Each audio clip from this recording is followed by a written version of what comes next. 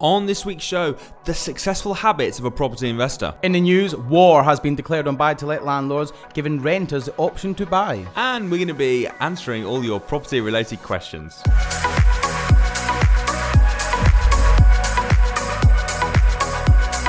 Welcome to the Property Investors Podcast. Thanks so much for tuning in. Make sure you subscribe so you never miss an upload. You can catch us on Apple Podcasts, Spotify, and YouTube. Enjoy this week's show and don't forget to share it with all your friends. Hi, I'm Russell Leeds. I'm Alistair Cunningham. And welcome to this week's Property Investors Podcast. We're going to be looking at the successful habits of a property investor and also pretty crazy news. Yeah, war.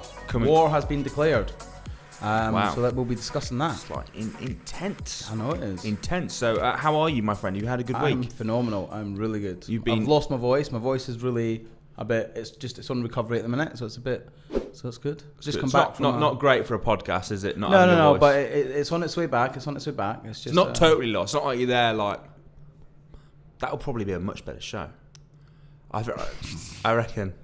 Can you imagine? That'd be amazing. Yeah, it would. Yeah, that would be awesome. I wouldn't have to cut over you then. I could just keep talking. It wouldn't be a problem at all. At least we'll keep two people happy. But you went to Germany, didn't you? I've just got back from Germany. I was on I was on a personal development sort of speaking course in Germany for 6 days. So that was phenomenal. Like, it was absolutely phenomenal. Where in Germany was it? Frankfurt. And what facts did you tell me about Frankfurt when you got back? That it's got a lot of history. No. A lot of heritage. What was the fact you told me about Frankfurt? Did you film him telling me? Oh, that's a shame. What was the fact that you told me? It's because you could have sliced it in right now. It would have been awesome, but don't worry. What was the fact? Okay. It's got one of the most successful and largest European airports. That was not the fact you told me about Frankfurt, but whatever. We'll move on. Yeah. Okay, so we're going to be looking today at the successful habits of a property investor, and it's what made me sort of think of this actually is interesting. Samuel posted on the Facebook group the other day, what's the difference between a winner and a loser? Did you see that post? Yeah. And I commented, and I said they have different habits. Yes, they do. Yeah, and I think that is the primary difference between a successful person and an unsuccessful person is they've got different habits. Yeah, I agree with that. And the thing is that most people that want to be a property investor, obviously education is really, really important. You need to know what you're doing, right? Yeah. But even more important than education, or at least as important as education, is actually doing it. Yeah. There's no point being fully educated, knowing exactly what you're going to do if you're not going to go and do it. Would you? I completely agree. Listen, right, I'm all for educating. I'm all for reading. I'm all for doing lots of stuff. But all you end up being is a stuffed monkey. So you need to get out there and actually implement. And one of the biggest failures I see in people that want to be successful is failure to take action. It's failure to implement, and it's bad habits they've got into. Now what happens is they go to a course or they read a book and they're motivated for a couple of days. Then they just fall back into their bad habits. They don't stick to them good habits that they learn on these personal development courses, or they learn at the crash course, or they learn at DFA. They don't stick to them. And then they start, the worst thing I see people when they're unsuccessful is they then blame others. They blame other people. They blame the course. They blame the surroundings. They blame other people. They blame the estate agent. But one of the most successful things I think anybody can do to be successful is take responsibility. Be responsible for your business. Mind your own business. Yeah. And take responsibility. So I think the first good habit that you guys need to be writing down is take responsibility for yourself. It's nobody else's fault that you're unsuccessful. If you're unsuccessful, it's your fault. I genuinely believe that. My fault? Not your fault. Not you. If they're unsuccessful, everybody. it's my fault. But no, if you're unsuccessful and you're just looking to blame somebody, then you'll never be successful. It's that simple. Mm-hmm. It is that simple. Bang on. So what we kind of wanted to talk about today was, first of all, we thought we'd share some of our good habits that have worked for us. But more importantly than that is you probably know you probably know the stuff that you need to be doing in order to be successful. Yeah. So we're going to talk about how you actually do that. It's the same as, everyone knows in order to get fit, they need to go to the gym. Right? And then some people set that as a new habit, especially in January. New Year's resolution, new me. And then for the first 2 weeks of January, or the first week maybe, it's like, we're at the gym. And then what happens is, by the end of January, no one goes anymore. It's because they've fallen back into their bad habits. Yeah. So how do you create... How do you get rid of a bad habit and replace it with a good habit? Well, first of all, I'd say that is a very good place to start, is by replacing habits. So finding something that you do. So let's say, for example, you've got a bad habit of every time you get home from work, you just slump in front of the TV and watch the TV. Yeah. So rather than just saying, I'm not going to watch TV, rather than focusing on that, you want to think about, okay, so what can I do instead?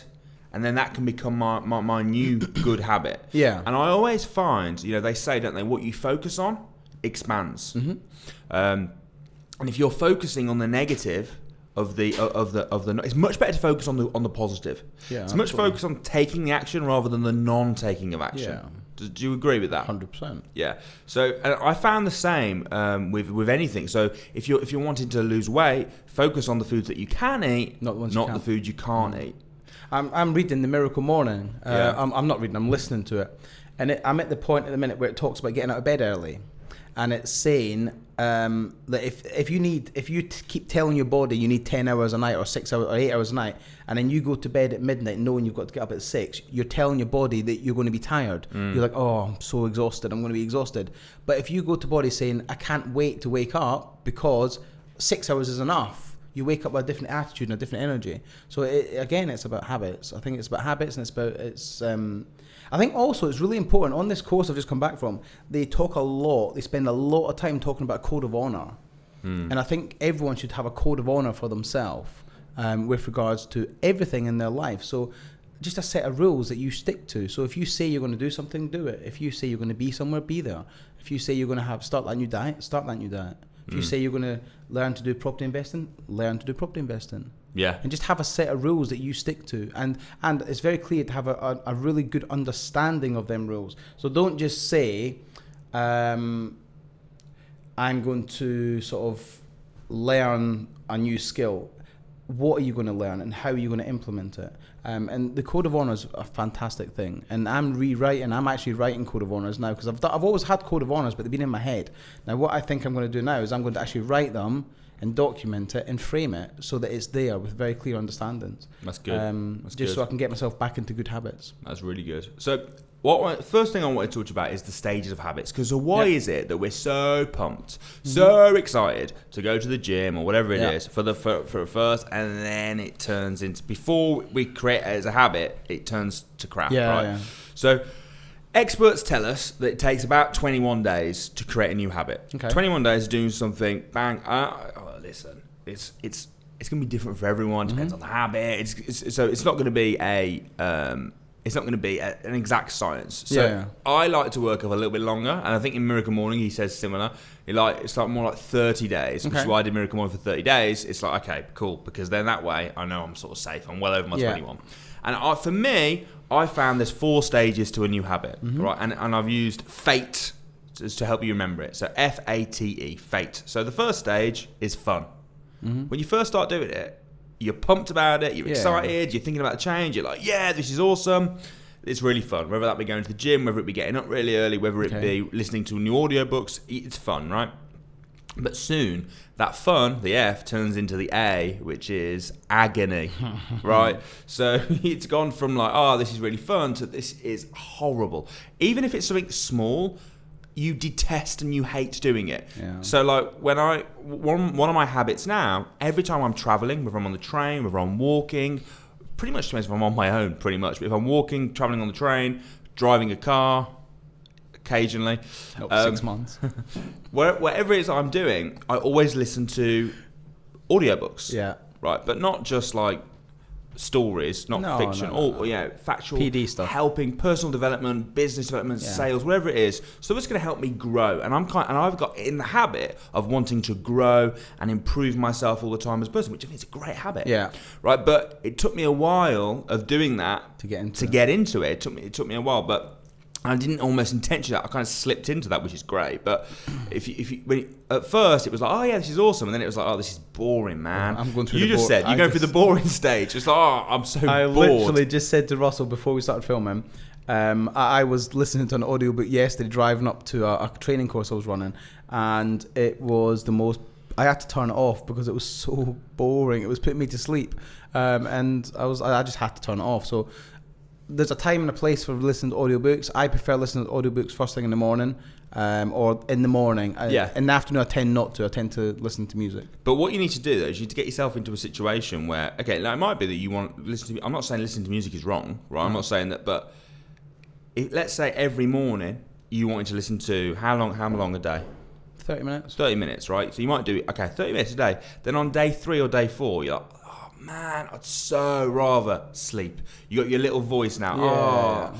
I don't need to do this every day. This is stupid. This is just boring, man. This is and then what happens is you stop doing it. Yeah. So you start full of excitement. You go through your agony, boring. If it's exercise, it's certainly agony. Or getting up early is agony. It's just easier to fall back into your routine, into. Yeah. Like you never got anywhere in life easily. So everything in life comes with hard work or hard graft or something.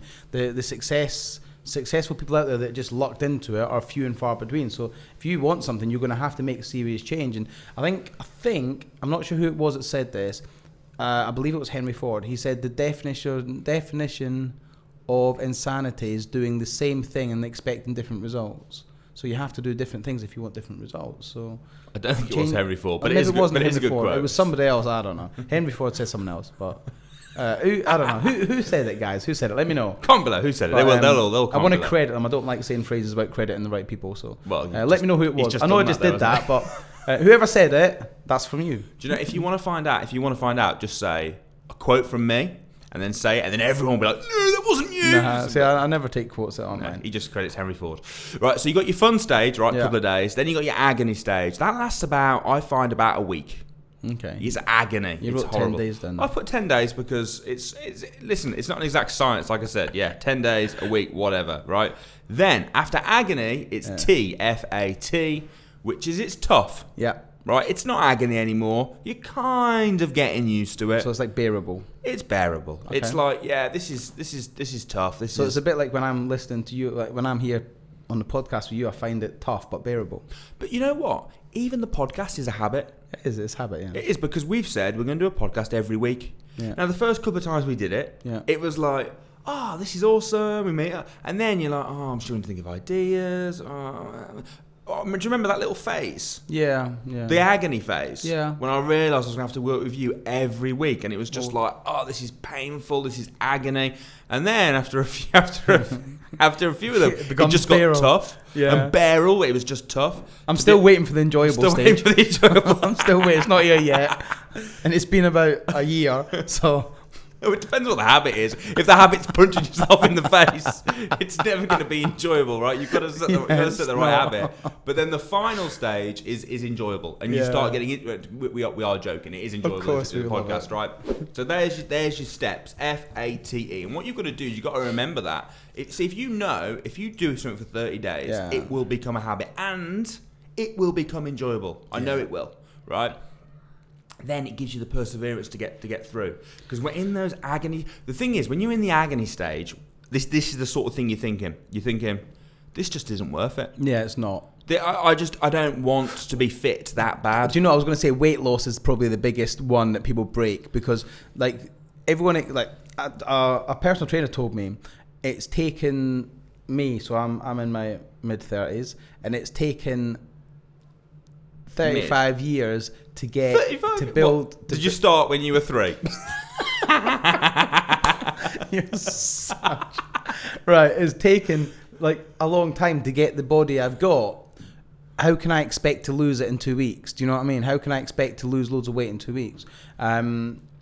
and it becomes when you're at the agony stage, you don't see much weight falling off, and then you go into the tough stage, you're not seeing much weight come off, and then you think, I just can't be bothered with this. It's just not worth it. Yeah. But it's persistence and persistence and persistence. Yeah, you want to be fit and healthy in a week. That you want to look. That's the problem. Everyone wants to be fit and healthy in a week with a six pack or whatever. Anything worth doing takes. Of course it does. Jim Rohn says, doesn't it? It's simple to do.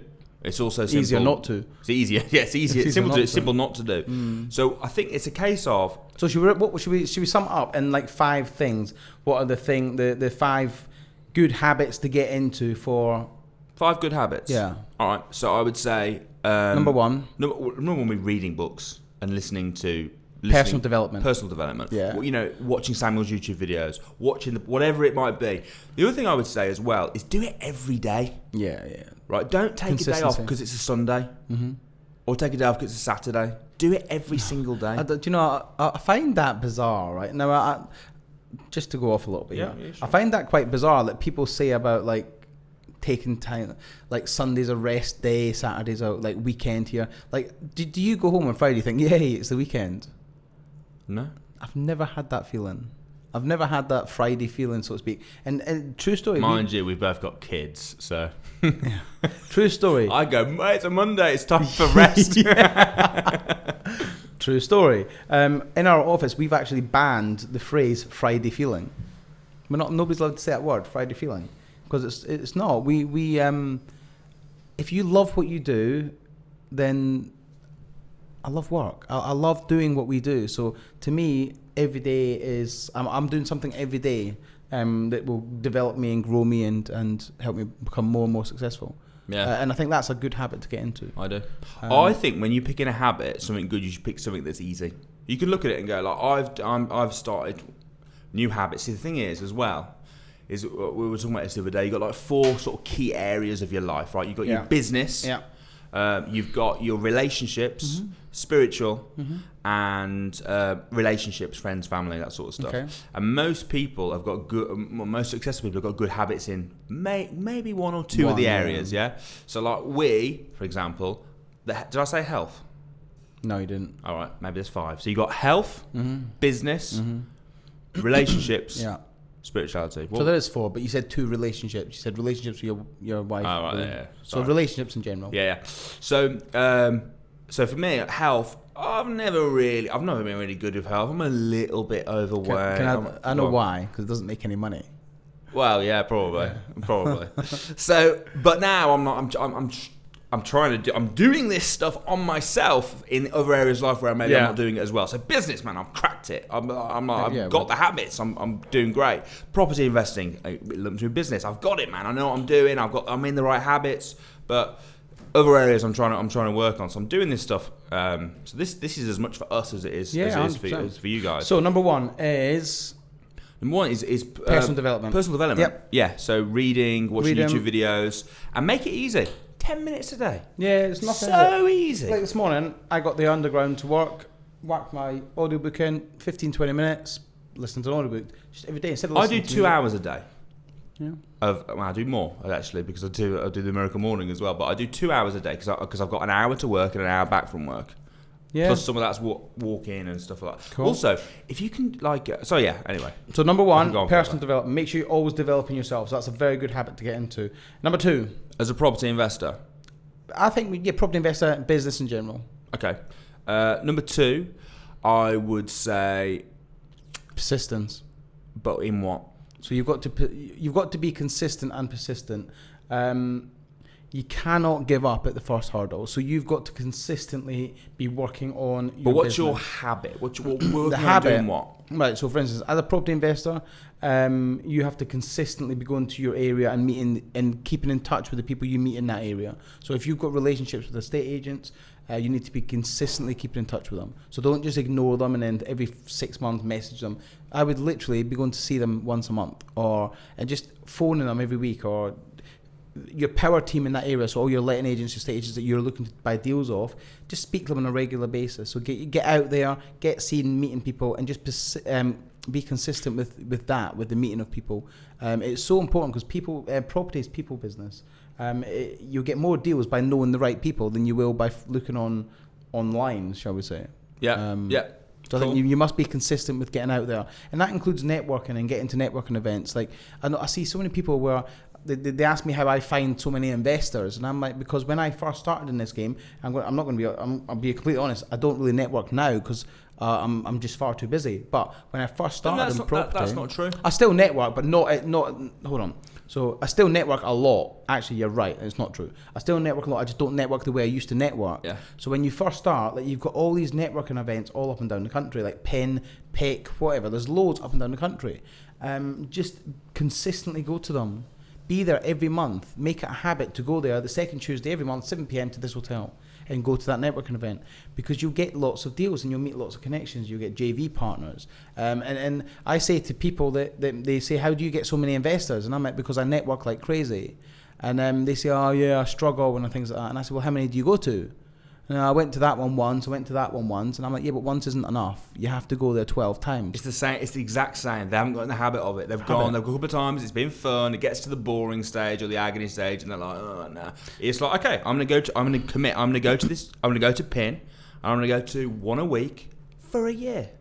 I'll tell you a good thing to do to help with that habit is book and pay for the whole year up front, because then you've paid for it. You're committed. Yeah. So that's good. Do it that way. Number 3. So number 3 is, every single morning when you wake up, instead of scrolling through social media, Instagram, Facebook, scroll through Rightmove. Look at Rightmove, look for your property criteria in your area, and actually look at properties instead of looking at what your neighbour's cat was doing last night. It is so much more beneficial for you, and it's going to get you a lot further than looking at Instagram. Simple as that. Number 4. I mean, we could do loads. I mean, number 4. I know what number 4 is. Go on. Number 4 is actually book viewings and go and see the properties. Because a lot of people I know, they look through Rightmove and online forever. They build lovely spreadsheets and they've got all these properties, but they never actually go and view them. Now, I've got many deals by actually going to view them, speaking to the agent, and I've got no money down deals because of it. So, number 3 is get off social media and actually look at Rightmove and other places online and find the deals. Number 4 is get your ass out of bed and get out there and start looking at these deals. And a very big habit. Link to number 4, right? Going and viewing the deals is be on time. I was just going to say, be on time, because that's a habit. Yeah. Being on have you noticed people that are on time are always on time? Yeah. And the people are 5 minutes late are always 5 minutes late. And people that just don't, and linked to being on time, there's loads we could go at, but linked to being on time is do what you say you're going to do. Yeah. That is also this comes a back habit. to what I said about earlier, code of honour. One of our code of honours is do what you say. Yeah. Say what you mean. Yeah. And be as you seem. Absolutely. That's why you should always turn up time with estate agents, because if you say you're going to be there on time, be there on time. It's funny because I think he talked about it on Miracle Morning. I'm not sure, but he said like when you hit the snooze button. Yeah, I'm there now. You're there now. I was listening to that this morning. So when you say to yourself, I am going to get up at 5:55. Yeah. Right? Alarm goes up 5:55. You're like, forget that. Snooze. What you're doing, right, it's a small thing. It's a little thing. But you're setting the habit of, I say I'm going to do something, and then when I actually don't want to do it, I don't. You just break your rules. Yeah, I say I'm going to do it, but I don't. I hit the snooze. Even though I say I was going to get... Now, if you planned on getting up at 6, set your alarm at 5:55, so you could hit the snooze, have 5 minutes, and then get up at 6, that's fine. But if you say to yourself, I'm going to get up at 5:55, and then you hit the snooze, you're creating a habit of not doing what you say you're going to do. Yeah. And that is a terrible habit to have. It is, because then it relates throughout all of your life. Yeah. It's the small thing. It's the small... If you start with the small things, go on. Do you know, it's like at the crash course, we have rules that if you come back after a break, you're not normally allowed into the venue, because it's not fair to the people that have made the effort to get back on time. And we all say this, it's always the same people that are coming back on late. Every break they come back late, and then they kick off and they moan. And the thing is, that's how they are in real life. They're always late. So just be on time. And that leads us on to number 5. Can I add one? Can I add one in? So can we have 6? Yeah, excuse me. Because this... So 5, what was number 5 for us? Number 5 is bring energy. Absolutely. Person with the most energy wins. And if you haven't got that, one of the ways to build energy is to exercise. So your habit might be, okay, well, I'm going to exercise every day so that I can come with energy. Yeah, absolutely. I think energy is so important. When you go into any business meeting, who are you going Who are you going to deal with? The person that's a bit more cheery, a bit more happy, a bit more high energy, or the person that's sat there being a bit moody? Yeah. We're not going to deal with the moody person, are we? Never going to deal with them. And this last one, number 6. This is my most valuable habit. Yep. Right. And this habit will add, on average, 11 years to your life. Wow.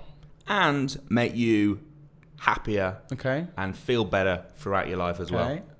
It's being positive. Oh, yeah, I agree with that. Massively agree with that. And it is a habit. Yeah. It is. Being positive it's a is choice. a habit. It's a choice, isn't it? It's a choice. You can choose to be negative or positive. I completely agree with that because I used to be quite negative about everything. And I know some people that do things like they wear like I want to add a 7 as well. I want to add a 7. Okay. It's kind of linked, so we'll include it as this. But be grateful. Yeah. Being grateful. Oh my days. Such a difference to your life being grateful. But what they do is they wear like a rubber band around their wrist, and every time they do something negative, they have to ping themselves really hard. As possible. Yeah, pop it out, bang. Yeah, and it's like, oh, and then it relates the negativity with that pain. Yeah. But yeah, being positive. I mean, if there's one takeaway, if one habit that you can have to improve your life, your business, property investing, I'm going to add another positivity. And go on, you had can I finish my positivity thing first? Yeah, you finish positivity. Right. So one of the ways to do that is to get negativity out of your life. So I don't watch the news. The news is negative. Anything that's negative, any films that are negative, anything like that, it disgusts me. I'm like, ugh. I don't want to see it, don't want to know about it. So anything that's negative, get it out your life. People are attracted to negativity. Yeah. People are like, it's like, oh, a bit of negativity, oh, a bit of gossip. Oh, I hate it. Get it out of your life. Focus on positivity. And I say about adding years to your life, scientific fact, positive people live on average 11 years longer than negative people. Optimists live longer than pessimists. Oh, bang on.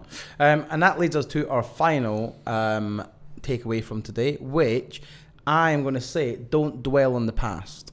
So if something's gone wrong in your life, in the property business, or somebody screwed you over, or a deal fell through, or an agent didn't show up, or something's just happened that's been a bit of a downer, forget about it, move on. Don't dwell on it for days and say, oh, I'm not going to do that because this person done that. That's their problem, not your problem. Don't make it your problem. And I can't remember who it was that said this.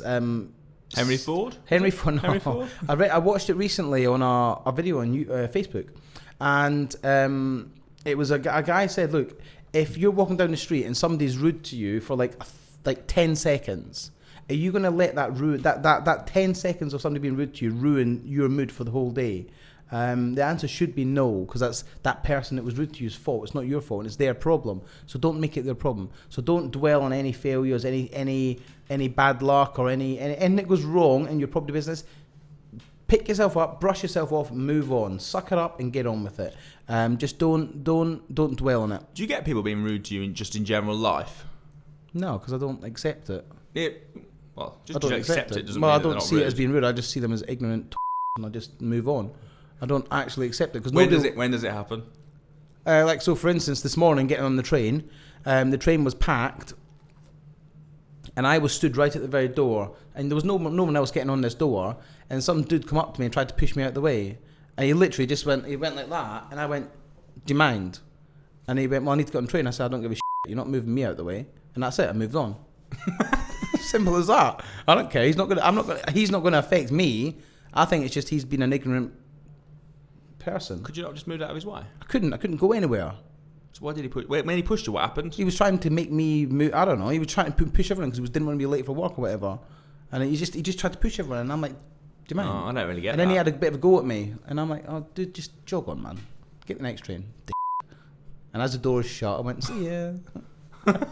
Yeah, just move on, man. Like Alistair's got it really cracked. I don't really have that. The only time I have people be rude to me is when I'm driving. Well, I've been in your car when you're driving, so I understand why they're being rude to you. That's the only time. Not recently, though, obviously. But no, not recently. That's the only time. I mean, sometimes, like, you know, when they flip you the V or whatever. Sometimes people drive past me and they put their middle finger at me and they leave it out the window as they're driving away, and I'm like, what did I do? Although one guy was impressed. I overtook him. Okay. And he was so impressed. he started clapping he? because of my like impressive overtaking. Wow. Yeah, it's amazing. That is good. How's your driving going recently? I mean, obviously you're such a good driver. I've heard. I had a little go in your Porsche around the car park. You did, yeah, because you can't use it on a public road, can you? I can't use it on a public road. No. Well, I wouldn't want to use it on a public road right now because it's not a 911. So right, on that bombshell, let's move on. It's time for this.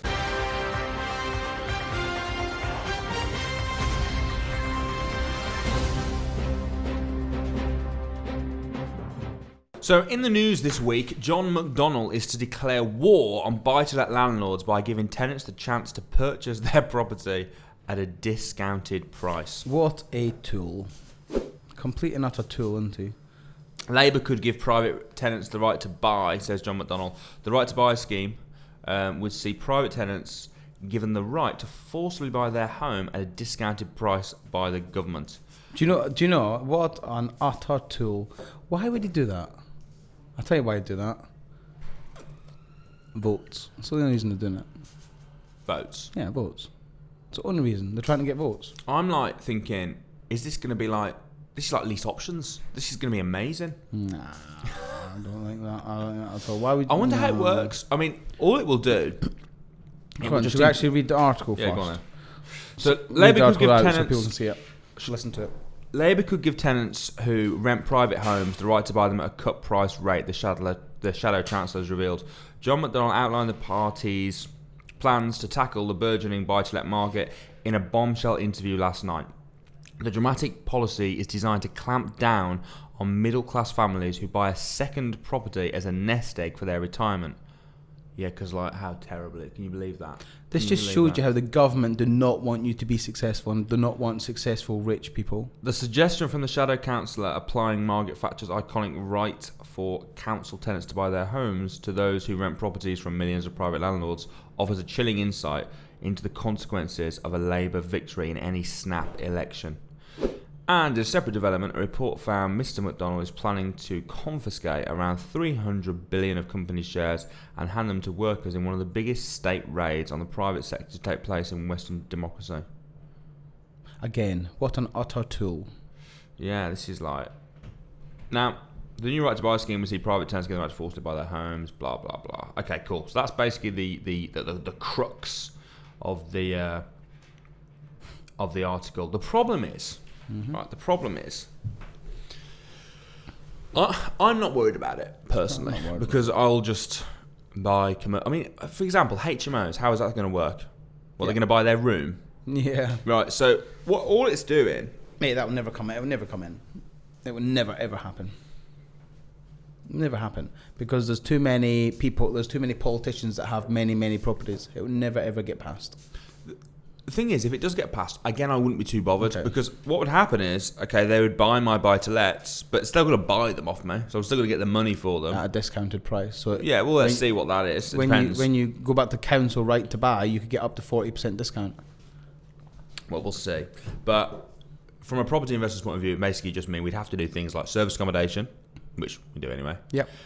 HMOs, which we do anyway. Commercial, which we do anyway. It's I don't really. That's not. What's sad about it is the people that it won't affect us. No, it won't affect us. But it is gonna because we'll just there's ways I can straight away see loads of ways around it. It might be a bit of a pain. Yeah. But it's just such. I mean, the government, the education system, everything is set up for everyone. Everything is designed for people to be very average. Yeah. I agree with you. It's designed for us to. And who's this going to impact the most if it comes in? It's going to impact people who've worked hard, got a decent job, managed to buy themselves a second home, and instead of squandering their money, instead of going on holidays, and instead of buying liabilities, they went out and they invested their money into an asset. And this knobhead here is trying to take it off you by giving it to a tenant who can get the opportunity to buy it at a discounted price. But what we need to hopefully do is Labour never get in. With our training and stuff, we need to show people how to do it so that this sort of crap isn't going to affect them, and show that what they can't. Yeah. We need to but the everyday person, the everyday. Like let's just say your every like parents or whatever that are not perhaps into investing, but they've just invested the little bit of money that they've saved up or whatever wisely, they're going to be the ones that not fault, but they're going to be the ones that lose out here because they're not going to be able to fight it. They're not going to be able to know what to do with it. So we have to spread the word about education and try and get them there. We're interested to be screaming from the rooftops how you can get around it. So, I mean, if it comes in, I don't know if it will, but if it comes in, then yeah, we need to be finding the loopholes and sharing them with you guys about how to get around it because it is going to affect people. But the standard buy-to-let landlord is getting attacked and attacked. Constant, and attacked. It's just like from every angle they're getting hit by a baseball bat. It's just a shame, but there you go. Right, it's now time for this.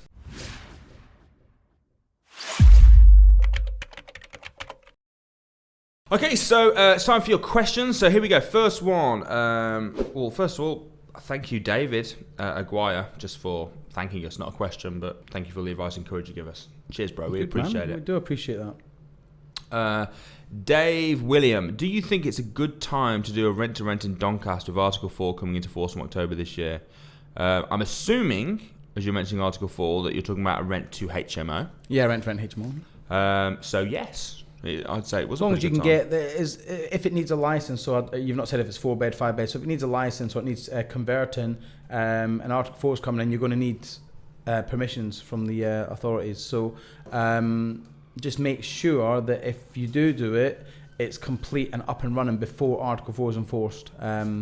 If you've got to do any conversion, for instance, so just make sure that happens, and speak to your local HMO officer and get their advice on the legalities of it. Cool. Next question from Maximilian Hanson Brooks: can you find and sell deals before you become compliant? Legally, no. You can't. Well, yeah, you can. It's just illegal. You can, yeah, but it's just. It's like saying, can you have a business and not pay taxes? Yeah, you can. Yeah, you can do whatever you choose. But if you get caught, you'll get in trouble. Yeah, I'm not gonna condone it. Listen, it's your business. You got to do what you got to do. I wouldn't advise it, and I wouldn't say yes, do it. But the legal answer is you have to be compliant to introduce anybody to a property, a real estate investment. Cool. Okay. Last one. Hi guys, love the podcast. Keep up the great work, Alistair. Yeah. Oh no, sorry. Keep up the great work, Alistair. Alistair. When No. Hey guys, love the podcast. Keep up the great work, Alistair. No, that's not what it is. He's got. If you would see it, there's a thumb, like a stop. It's hey guys, love the podcast. Keep up the great work. Alistair, when selling deals onto investors, because he knows you're a deal sourcer. Yes, I know. Is there VAT on top of the source? Well, it's a business, so if your business is VAT registered, yes. If your business is not VAT registered, no. Yeah, it depends on your business. Our business is VAT registered, so all our sourcing fees are plus VAT. And then also, do you then have to pay income tax on top of that? Yeah, you pay income tax or you pay corporation tax on the business because we're a limited company, so we have accountants deal with all of that. So yeah, the answer to that. That was a quick one. Should we do one more? Yes. Hi guys, love the show and think you guys are an awesome crack. Yeah. I've been to the Crash Course and the DFE in June, awesome man, and secured a rent to SA deal in Birmingham. I have a question about minimum night stays and daily rates. How do you decide what to set your rates, minimum night stays at? What pricing strategy should you begin with? My apartment is a 1-bedroom with very high specs and a B1 postcode. Any advice will be massively appreciated. Thank you in advance. You need to get an understanding of what your competitors are charging and how you're different to your competitors. So if you're just going to take a property and it's a little bit, you say it's to a very high standard, I believe you said that. If you're going to just take a property and it's to a good standard, what sets you out from the competition? Why would people pay more for your apartment than somewhere else? So, for instance, when I'm looking at staying away, I'm not a cheapskate. I don't go for the cheapest place. So I wouldn't, when I'm filtering on Booking.com or wherever I'm looking, I don't do the automatic cheapest first. And I know so many people do that. I look for what stands out. I look for what's nice. I look for what's got the best facilities. What is got facilities I want, i.e. parking. Can I park my car there? Can I pick the keys up? If I'm staying in an SA, can I pick the keys up at the premises? Things like that. So you just need to do some market research, dude. Find out what else is getting charged for around there. And then another tip would be to go through a channel manager because they'll advise you on that as well. Minimum night stays and stuff. But quite a lot of people do 2-night minimum stays. Yeah. But just especially at weekends. Yeah, it just saves you on the cleaning costs and stuff. Yeah. So yeah, awesome. I hope that answered your question to a degree. Got time for one more? Abram. No. So we will see you next week on Saturday at 7 p.m. Thank you ever so much for tuning in. See you soon. Cheers, guys. Bye bye.